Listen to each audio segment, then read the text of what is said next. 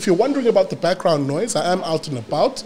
I'm here at Fine Line Design Studios out in Honeydew. Shout out to them.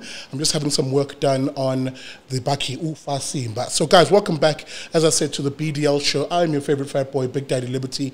After this first break, we do what we do best, which is look at the news week that was. What happened this week that got you talking? And I know what I want to have a chat about. I want to have a chat about the dismal economic numbers that South Africans have endured, the unemployment rate, which has screamed up. And hey, even the speech by Tito Mboweni, does it do anything to allay the fears of South African families who are wondering where this economy is going? So we're going to have that conversation after the break. And remember, today's major guest, if you are paying attention, is Mr. Reyno de Beer, who of course is the leader or president of the Liberty Fighters Network. Now, they're basically saying the lockdown is over. So we're going to have a chat with him and find out exactly what he means by that. And as I said, guys, the BDL show, very jam-packed show. And as always, we'll end the show on a funny note by looking at who the Moemish of the week is. Now, if you're interested in finding out who the Moemish of the week is on this show, make sure you stay to the very end of the show. So I'm going to take a quick ad break now. After the break, we look at the news week that was. Guys, welcome back to the Big Daddy Liberty show. You know, I've had a very busy week on in terms of the show, and if you follow the show online, remember you can always find the BDL show on any of your favorite social media platforms, YouTube, Facebook, Twitter, you name it. Just search Big Daddy Liberty so you don't miss out on the show. This week I covered two major issues basically, both of which are related to the economy. Like, what is going on? South African families are wondering you know, as to why or actually, no, I lied. They're not wondering as to why the economy is slumping. I think we have a firm grasp on that. But why it's being allowed, essentially, by those who are in authority. What am I talking about? You must be wondering. Well, let's begin at what I would argue is the biggest news item for the week, which is the unemployment numbers that came out. Now, if you watched the show I did on Wednesday, you'll know exactly what these figures are. We're talking almost new highs here of 30.1% officially in South Africa of unemployed South Africans. That is a crazy number. But this is what makes it even crazier. If you then factor in the number of people who are unemployed, who are no longer looking for work, then that number screams all the way up to 39.7%. Nearly 40% of South Africans are without employment in this country. That is a crisis level, if there is anything, any other word rather, to describe it. And the question becomes, why are we here? Is it because of, as the politicians and some in the media would have us believe, is it because of, quote, COVID-19, which seems to be the rhetoric we're hearing a lot at the moment? And I simply say no, it can't be. We cannot be blaming a virus for this. 100% of the unemployment rate in this country is caused by bad policy decisions, to which the lockdown is exactly one of those bad policy decisions. The lockdown, I will put it to you, is exactly why the unemployment figures are screaming up as they do in this country.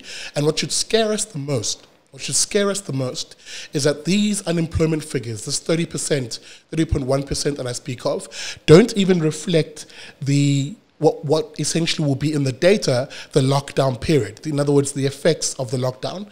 So you can safely assume and anticipate that Q2 of the unemployment data will look absolutely worse. And that is a scary prospect when we're really talking about South Africans being at the point of, you know, 30.1% unemployment in terms of the official rate. So for me, I'm deeply concerned about the trajectory of the unemployment numbers in this country.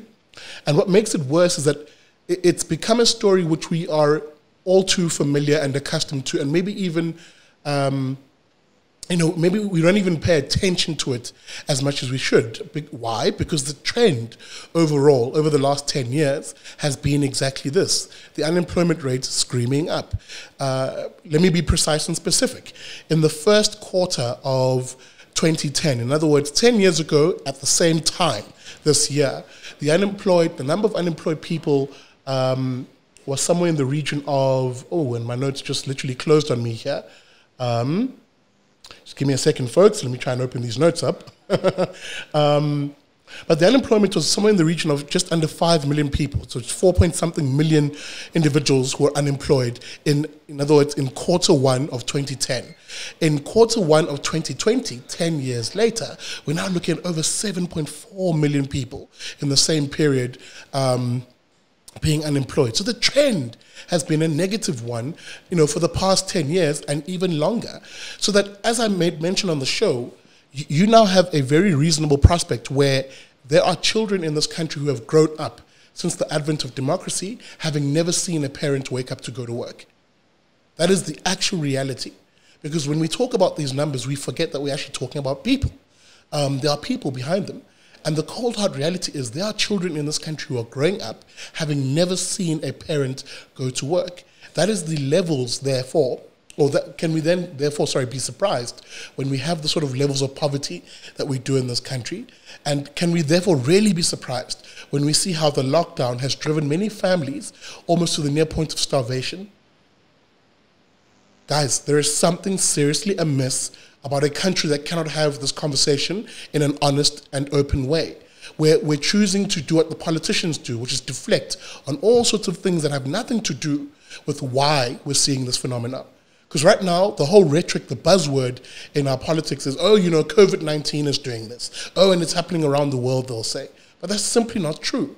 What it comes down to is the decision-making being made by the political elites in this country, who unfortunately are not being questioned even by large pockets of the media. We're just sort of going, hook and sinker with this whole narrative that is somehow a virus that is doing this to us. It isn't. It is the poor policy environment. And until we address that, and until we move in a direction where policy in this country advances the individual, advances the family over any politicians, over any state entities, then you really will not see the sort of economic freedom required to create a prosperous, property-owning and liberty-leaning society, a non-racial one at that. So that's the lesson I think I picked up this week. And it was compounded again when you then had to listen to the Minister of Finance, Tito Mboweni, deliver his, basically his supplementary budget, a budget responding to, as he put it, COVID, but in reality, the effects of lockdown. That's essentially what this budget did. And again, the numbers are just absolutely staggering. This time, in terms of the amount of debt the South African government is taking in order to fund a lot of its programs and to keep afloat a lot of its state-owned enterprises and basically state expenditure. That is the biggest threat. That and unemployment are perhaps the biggest single economic threats this country is facing. We are literally borrowing to the hilt, and we are passing on that money, or rather we're passing on that debt to the South African taxpayer, who is already stretched to the limits.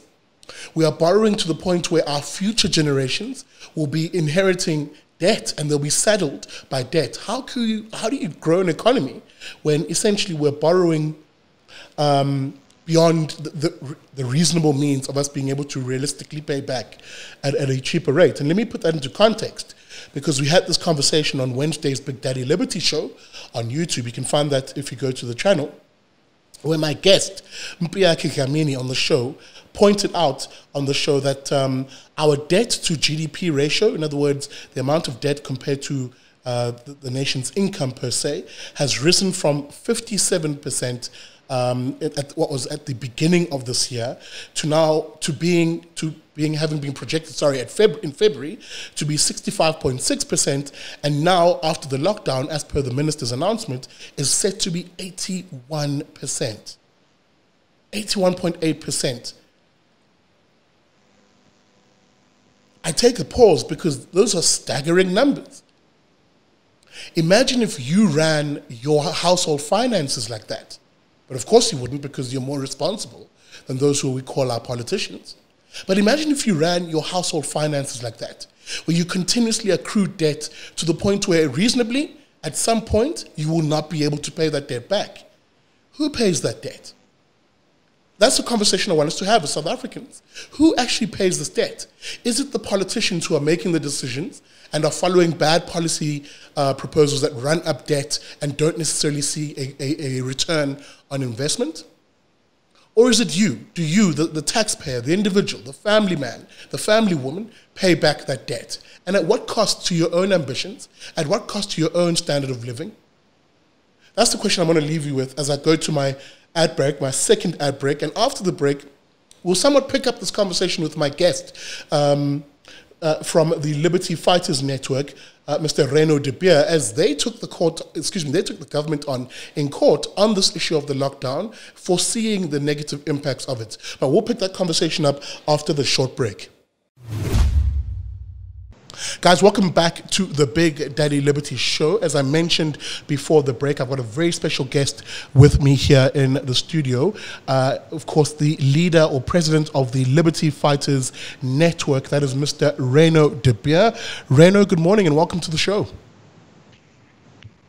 Good morning. Thank you for inviting me back again. Fantastic, Reyno. It's always good to hear from you. And I want us to jump into it, Reyno, because we have 30 minutes to have a chat. But I really want us to, before we get to the court action that you guys took against the state, I really want people to have a sense of who am I talking to here? Who is Reyno de Beer and what are the Liberty Fighters Network? I've heard that question a lot of times.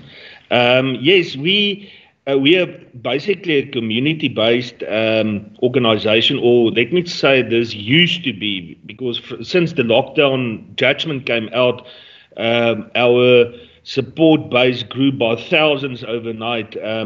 But we used to be a small community-based organization, mainly in Johannesburg. And we were focusing on landlord-tenant disputes. We were trying to mediate between landlords and tenants, and also assisting with opposing eviction applications and also preventing illegal evictions to occur. That was actually our main objectives and where we assisted the people the most. Yes, that was basically where we grew from, as you can say, yes. And Reyno, what made you start the Liberty Fighters Network? Like, what's your background, just very briefly? Well, I've been in the property industry for the past 26 years. I'm a trained portfolio manager, so that was always my profession. And but I've always been involved in activism during the past 26 years.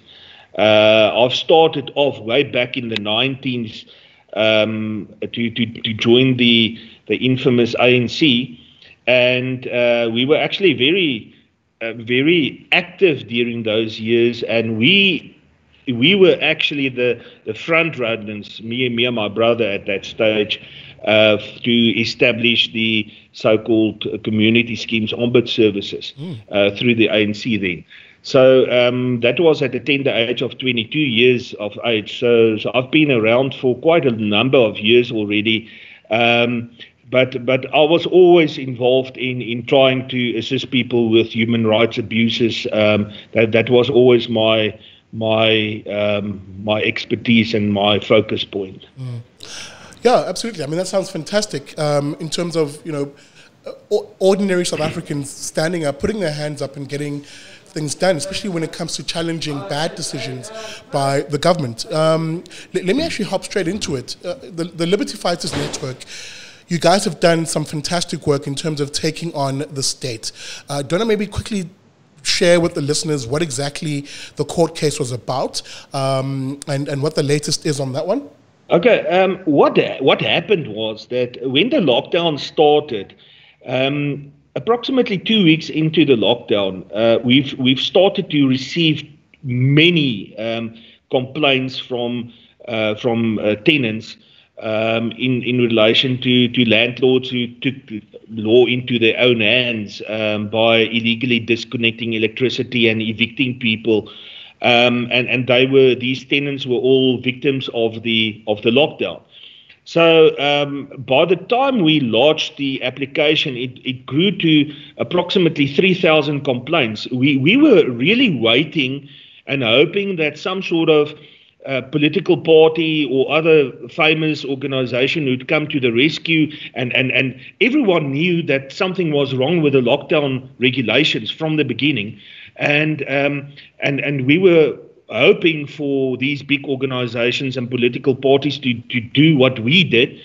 And eventually it came to a point to say that we cannot go on like this. We need to do something ourselves. Although we have been going to court on other occasions before, in our way, in our work that we are doing, this was something that we felt was very necessary for the people of South Africa, because we realized that this is affecting everyone, and not only just limited to a certain group of people or class of people. And of course, this prompted. Sorry. You also ask, where's the court case now? As you know, that on the 2nd of June, the court declared that all the lockdown regulations are invalid and unconstitutional. But the government came out with a press release very early, very quickly after the judgment was given, to say that it's only relating to level 3 and 4 lockdown regulations, but that is totally incorrect. The court order specifically said all lockdown regulations, but the government was given 14 business days to make changes, or to bring the regulations in line with the Constitution. They obviously two days after the judgment was given, they decided in a special cabinet meeting that no, they're going to appeal that application. So they thought that the whole judgment, or the 14 days, would have been suspended in terms of as usually is the case for the moment when you file an application for leave to appeal. Then, in terms of the Superior Courts Act, it is considered that the operation and the execution of that order is suspended. But that is not applicable in constitutional invalidity judgments. And the court and the government failed to acknowledge that. And so we intentionally decided that the leave application should have been heard on the 24th, meaning that according to our calculations, the 14-day period would have lapsed on midnight the 23rd of June. So even if we went to court on Wednesday, according to our advice that we got from our legal team and from other legal experts, they are actually of the opinion that there are no lockdown regulations in place currently, and irrespective of the outcome of the leave application, according to us, we are basically out of lockdown. Yes. Wait a minute, Reyno.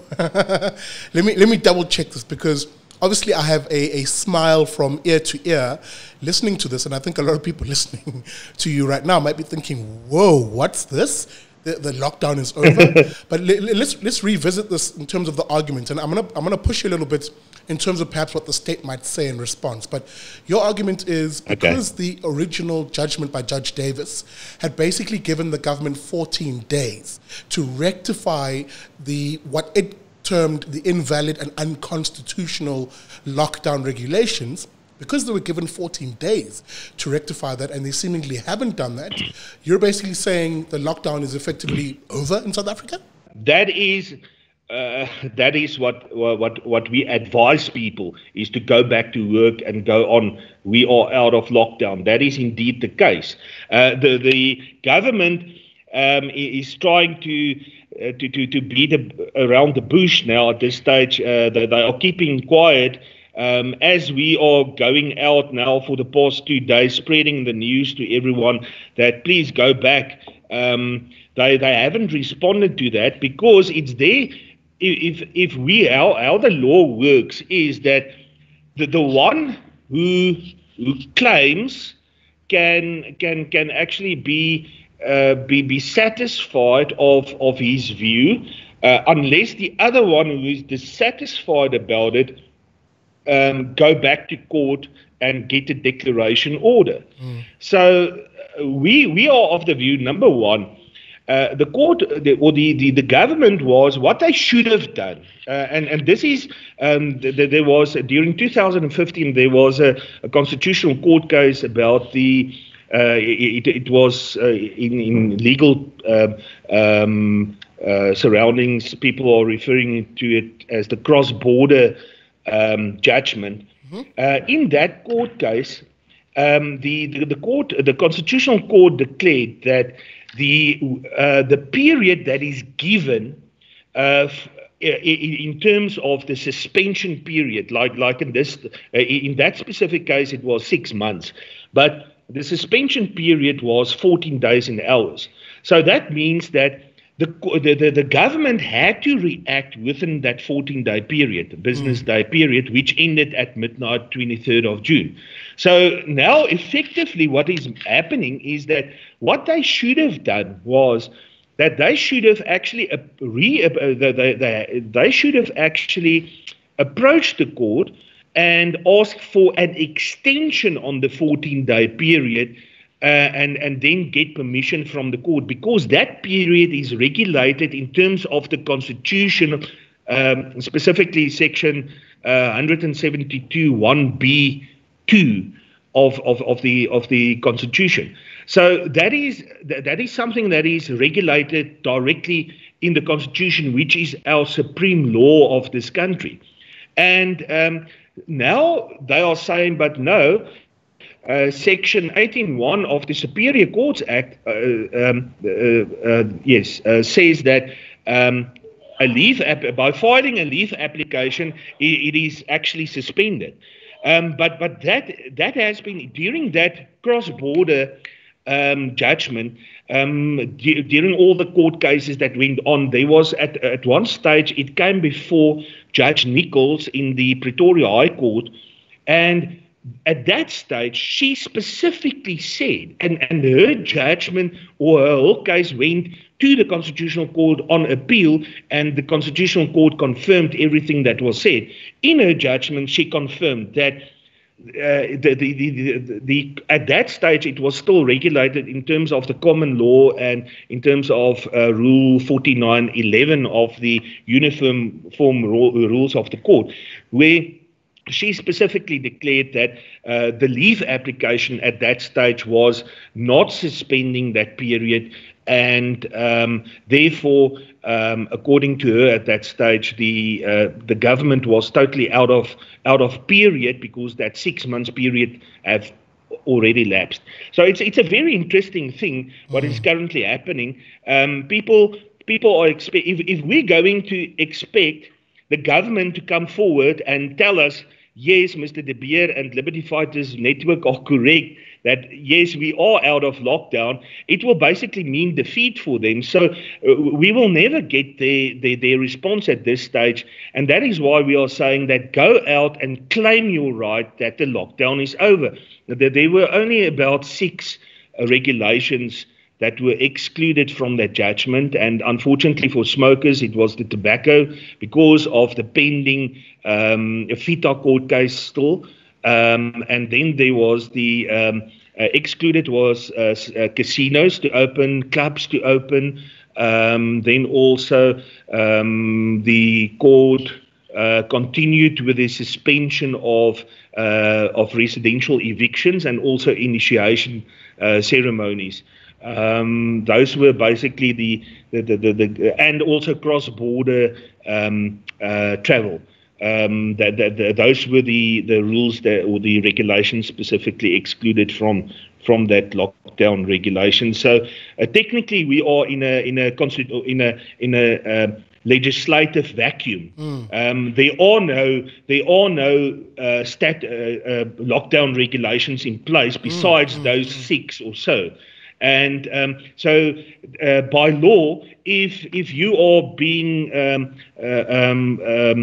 cornered by a police officer saying that you're not wearing your mask, or whatever the case may be, you're not supposed to be running without a mask, or whatever the case may be, you can legally tell that police officer that the court order said until the 23rd of June, and unless you can show me new regulations that took over, you are not by authority to arrest or prosecute or ask for prosecution against me. So that is basically where we're sitting at now. That is insane. I think anybody who's listening to this is sighing a sigh of relief, I think.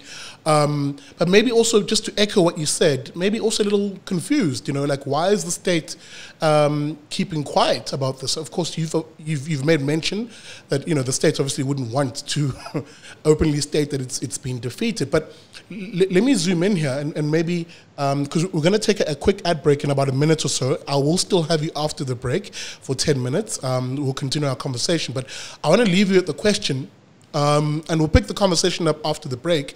And the question is, someone might now be thinking, maybe as a business person, okay, do I now go back to work? Maybe a lot of the work I did involved, traveling between provinces. Maybe you're a delivery company, for example. Can I get back to work? Do I still need permits to do all of this? Let's have that conversation after the break. And after the break, I'll also ask you about, our freedoms generally as South Africans. What should we South Africans be doing to fight for our freedom? So I'm going to take a quick ad break, and after the break, I continue my conversation with Mr. Reyno de Beer from the Liberty Fighters Network.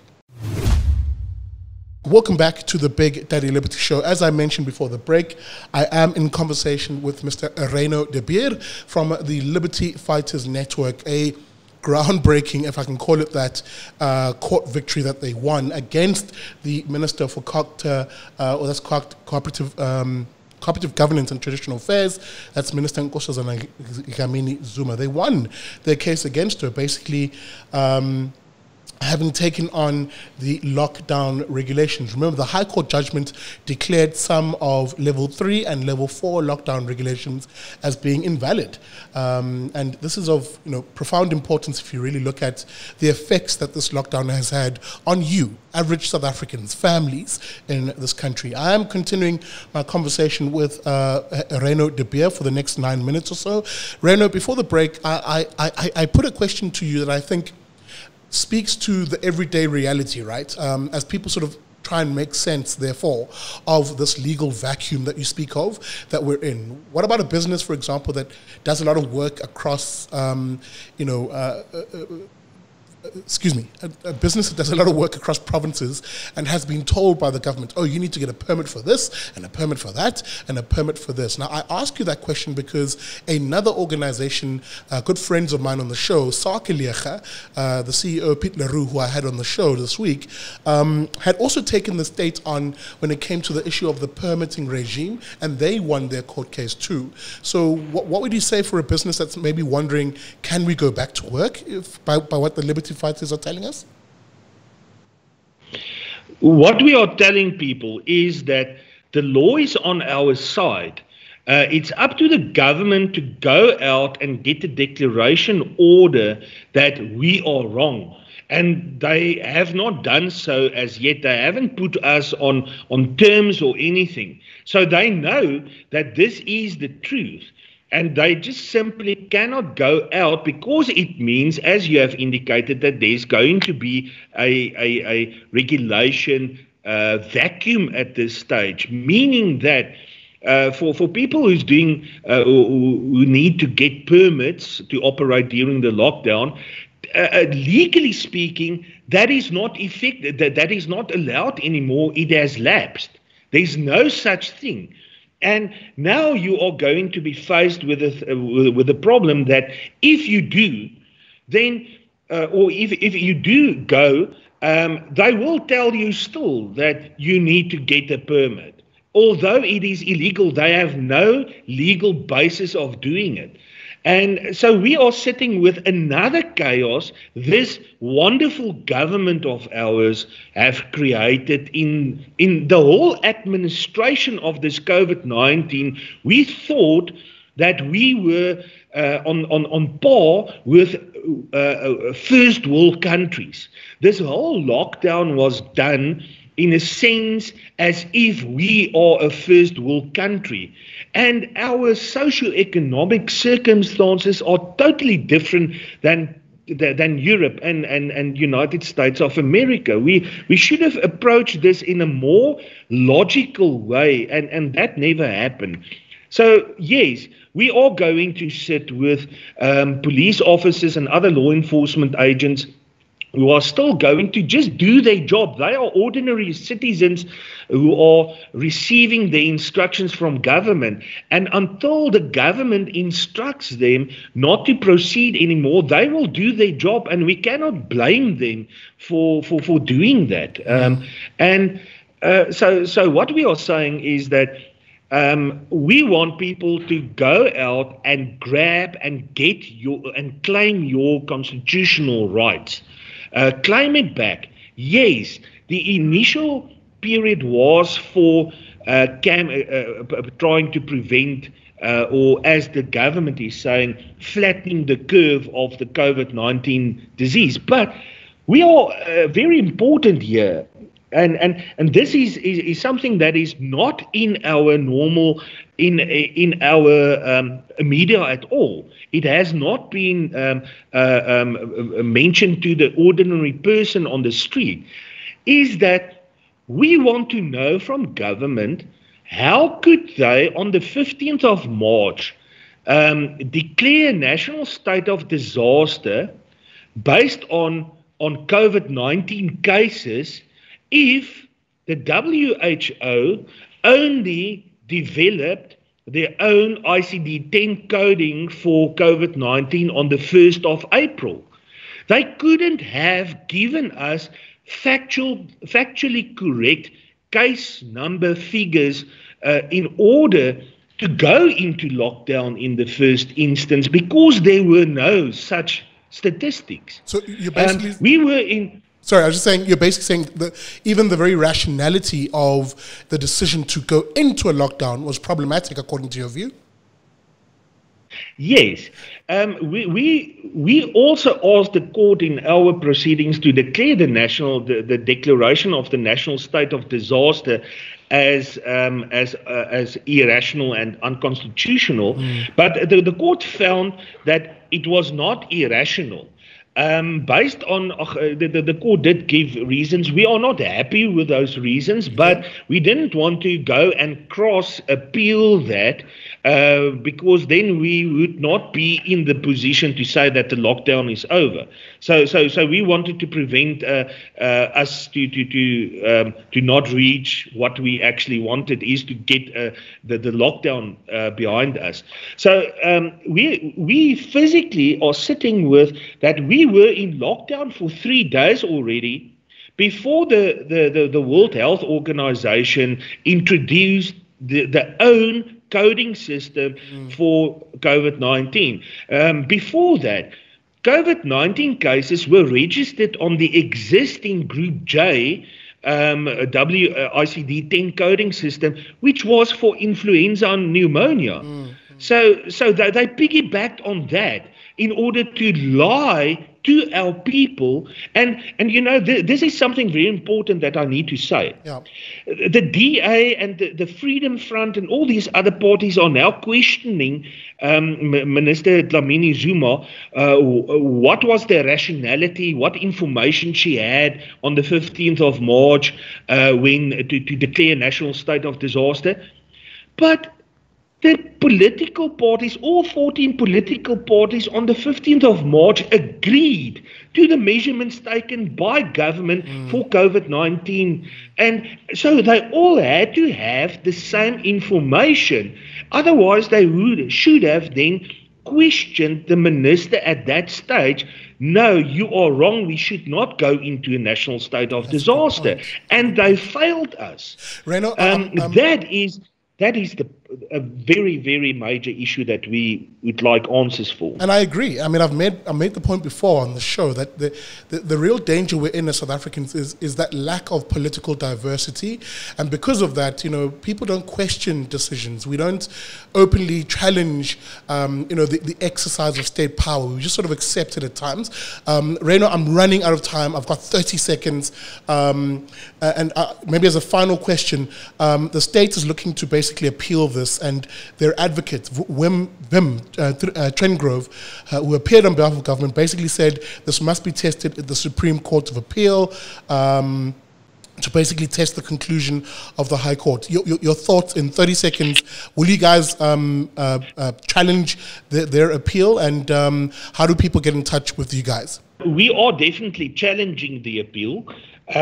We still think that, and we are still of the view that the declaration of invalidity was definitely irrational by the court, and technically we actually don't care, because the period that was given until the 23rd of June midnight is over.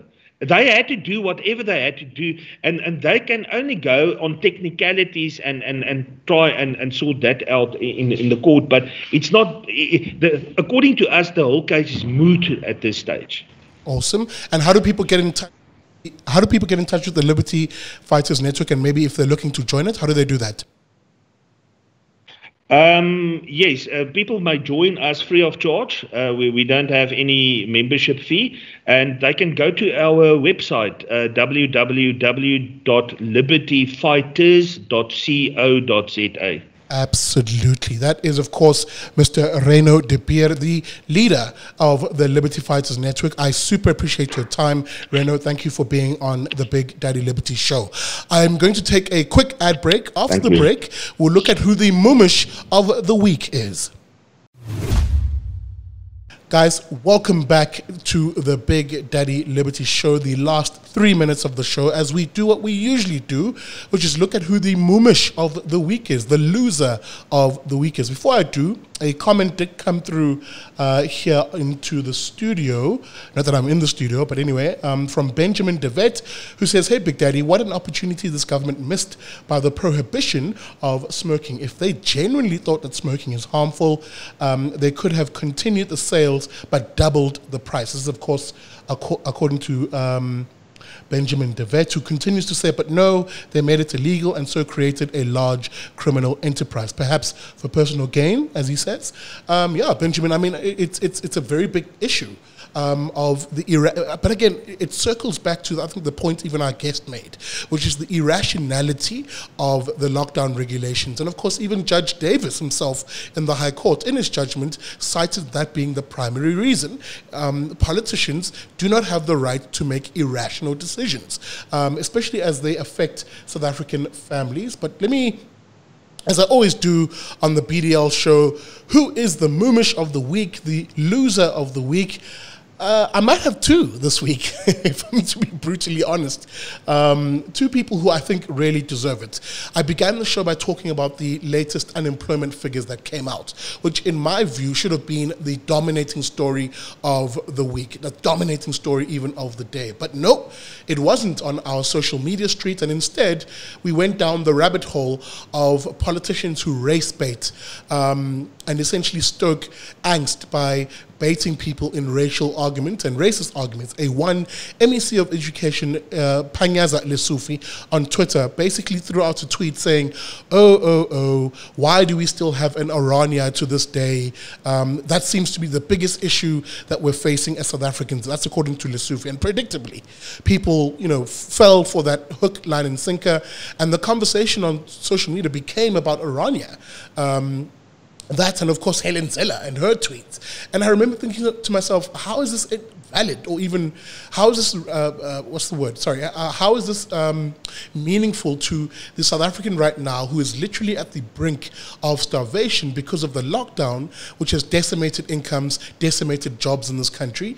But of course, that's the distraction that politicians use. They use race as a distraction from the everyday failures in this case by their very own administration. So I'm sorry, MEC Panyaza Lesufi, you go down on my list this week as being the Moemish of the week. And with you, the second entity who will be the Moemish of the week has to be the very political party that Panyaza Lesufi is part of. That is the ANC, or the African National Congress, for the actual unemployment figures that came out in this country. What a bunch of losers that we have in this country. Guys, thank you so much for listening to the Big Daddy Liberty Show, the podcast edition, syndicated in this case on Chai FM. Remember, the podcast itself will be made available on all your favorite podcasting avenues, Spotify, Apple, and Iono, and of course on YouTube. So you can look forward to that later in the day. Shabbat Shalom to my Jewish friends out here.